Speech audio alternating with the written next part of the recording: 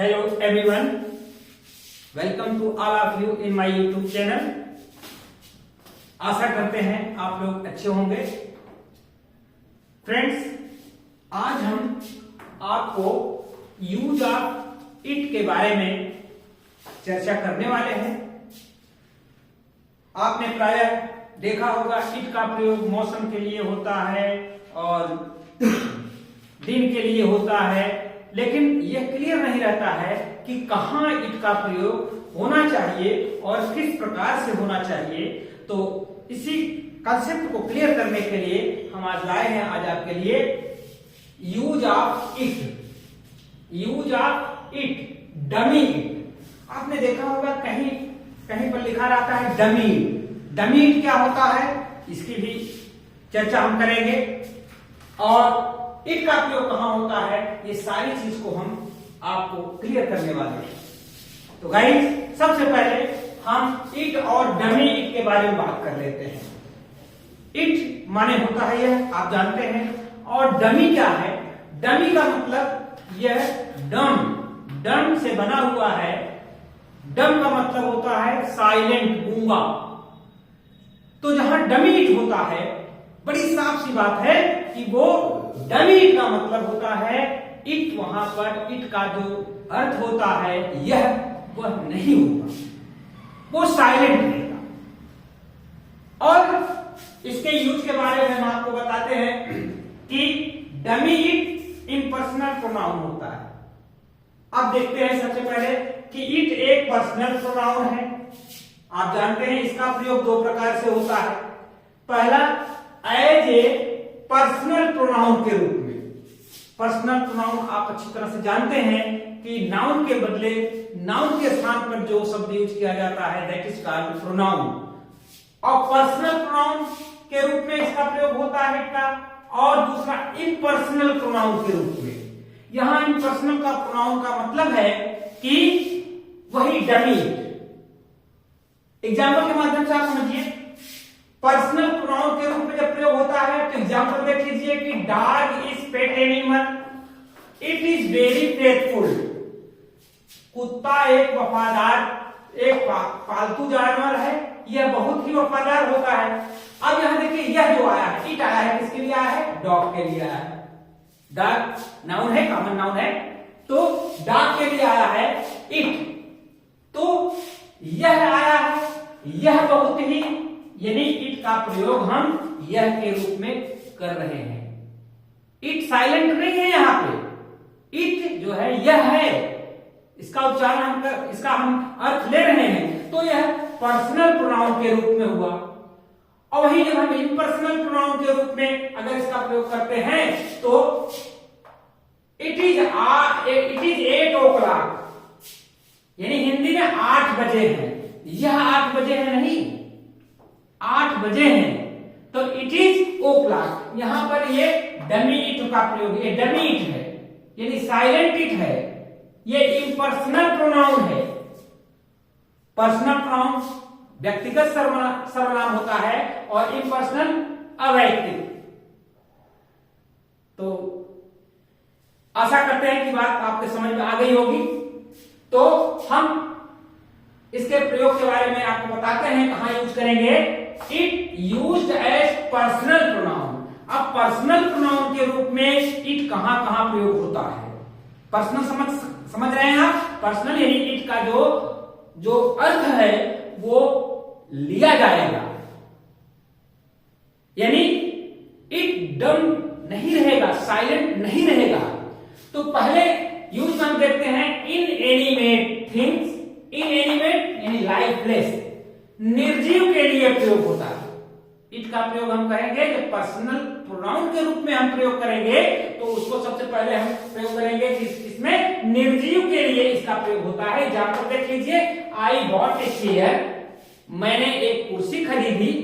It is very costly, यह बहुत महंगी है। अब यह बहुत महंगी है या बहुत महंगी थी, तो यहां पर हम इट का प्रयोग जो कर रहे हैं ये कुर्सी के लिए है, और कुर्सी के स्थान पर इट का प्रयोग आ रहा है। तो और इस इसका हम अर्थ भी ले रहे हैं, इट माने यह बहुत महंगी है।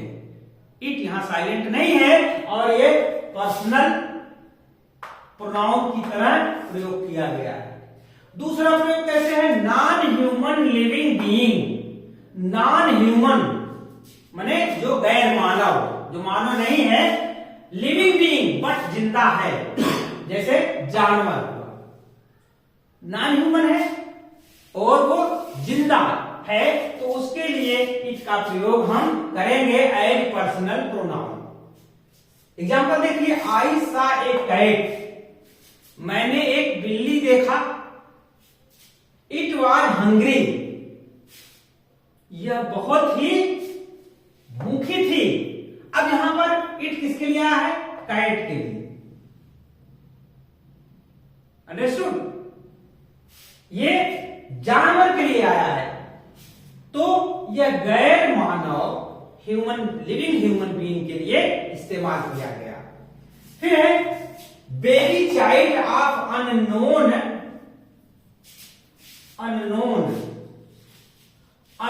जेंडर, यानी अज्ञात लिंग के बच्चे के लिए, बेबी के लिए प्रयोग करते हैं इनका प्रयोग, और वो भी मेल है या फीमेल, उसके लिए बेबी के लिए करते हैं। बेबी माने बच्चा, कॉमन जेंडर है। तो ए बेबी और चाइल्ड वाज हंग्री, एक बच्चा भूखा था। It was crying for milk और फूड, यह मिल्क के लिए या फूड के लिए क्राइंग कर रहा था, चिल्ला रहा था, रो रहा था।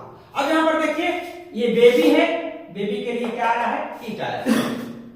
तो यहां पर गाइस आप समझने का प्रयास करिए कि जो पर्सनल प्रोनाउन के रूप में इट का यूज होगा, तो वहां पर इट का अर्थ हिंदी में यह होगा, और जहां पर नहीं होगा, यह का उच्चारण, यह का अर्थ हम नहीं लेंगे, तो वो इम्पर्सनल प्रोनाउन हो गया, डमी इट हो गया, फॉर्मल सब्जेक्ट के रूप में इस्तेमाल किया गया।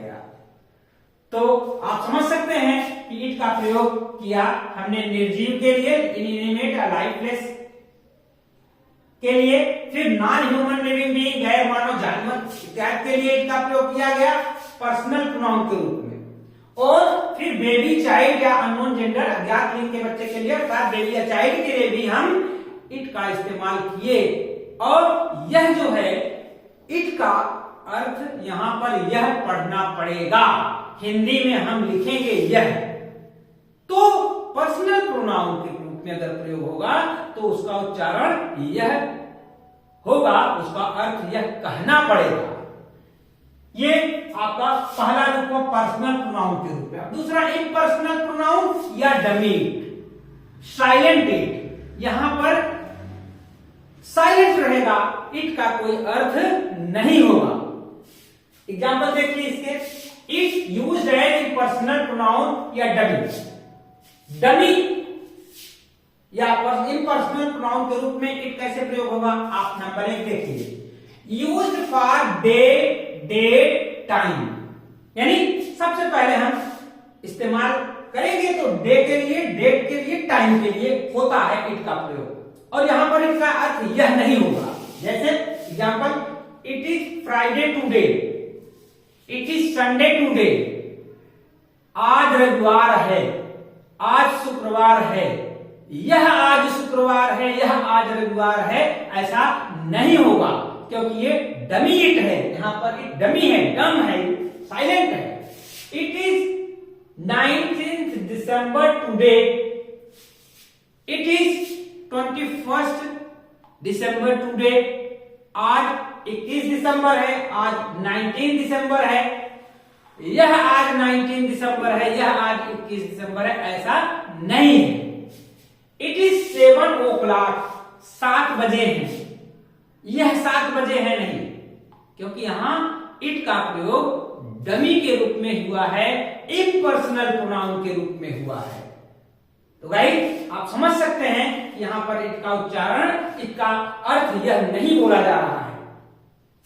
दूसरा है used for weather, changing weather, मौसम, बदलते मौसम के लिए, मौसम के लिए इसका प्रयोग होता है। एग्जांपल के माध्यम से समझे। इट इज रेनिंग, वर्षा हो रही है, मौसम है। इट इज ग्रोइंग डार्क, अंधेरा हो रहा है। इट इज गेटिंग कोल्ड, ठंड बढ़ रही है। तो यहां पर हम यह ठंड बढ़ रही है, यह अंधकार हो रहा, अंधेरा हो रहा है और यह वर्षा हो रही, ऐसा नहीं है। इट साइलेंट है, इट डमी। नेक्स्ट यूज देखिए, यूज्ड विथ इन्फिनिटिव। इन्फिनिटिव आप समझ सकते हैं इन्फिनिटिव क्या होता है, जिसके पहले टू लगा रहता है। मैंने इसकी वीडियो बनाई है, आप देख सकते हैं जीरन में इन्फिनिटिव और पार्टिसिपल हमारे प्लेलिस्ट में जाकर के। तो यहां पर देखिए, it is difficult to learn English, अंग्रेजी सीखना कठिन है। अब यहां पर देखिए गाइस, इट का प्रयोग हुआ है और टू लर्न इंग्लिश, ये इन्फिनिटिव है, टू लग जाता है, बी फर्स्ट के साथ पहले टू लग जाता है तो इन्फिनिटिव हो जाता है और नानी ने इसके अंत में आता है। तो यहां पर अंग्रेजी सीखना कठिन है तो इसका प्रयोग आया, it is difficult to learn English. यह अंग्रेजी सीखना कठिन नहीं है, यहां इट साइलेंट रहेगा, डमी रहेगा, इम्पर्सनल रहेगा। नेक्स्ट है यूज्ड विद जीरन। जीरन भी आप हमारे प्लेलिस्ट में जाइए, जीरन के बारे में डिटेल से मैंने पढ़ाया है, बताया है, आप देख सकते हैं। वैसे जीरन में आईएनजी लगा रहता है, आप समझ सकते हैं। और यहां पर देखिए, it is not easy reading Sanskrit, ये जीरन है। It is not easy reading Sanskrit, Sanskrit पढ़ना आसान नहीं है। गाइस यहां पर ये जीरन है, ये आपका रीडिंग जीरन है। तो आप समझ सकते हैं कि इसका प्रयोग इन्फिनिटिव के साथ हुआ और इसका प्रयोग जीरन के साथ हुआ। एक और इसका यूज होता है जो प्राय ओवरलुक कर देते हैं लोग, जैसे used for sexual activity. Sexual activity के लिए भी इट का प्रयोग किया जाता है। जैसे आई saw him doing sexual activity. अब यहां जो सेक्सुअल एक्टिविटी है इन स्टोर रूम, ये जो सेक्सुअल एक्टिविटी है, इसी को इसके स्थान पर हम क्या प्रयोग करेंगे, इसके स्थान पर प्रयोग करेंगे इट। ये I saw him doing it in store room. Now I hope कि आपको समझ आ गया होगा। तो गाइस संक्षेप में और पूरे विस्तार के रूप में बताने से कम शब्दों में बताना बहुत ही अच्छा होता है। जैसा कहा गया है, ब्रीविटी इज द सोल ऑफ विट। तो संक्षेपण बहुत ही आवश्यक होता है। कम शब्दों में ज्यादा जानकारी प्राप्त करना, ज्यादा जानकारी प्रदान करना, ये बहुत ही it is a kind of art. तो गाइस आशा करते हैं कि आपको इट का प्रयोग क्लियर हो गया होगा। और अगर आप फिर वही कहेंगे आपसे कि अगर नए हैं तो सब्सक्राइब करिए, शेयर करिए, अच्छी लगी हो तो वीडियो बार बार देखिए और अपने मित्रों को शेयर करिए, सब्सक्राइब कर लीजिए चैनल को, बने रहिए हमारे साथ। हम आपको अब यूज के बारे में चर्चा कर रहे हैं, तो ऐसी जानकारी आपके सामने लाते रहेंगे जिसका लाभ आपको मिलता रहेगा। Thanks for watching this video.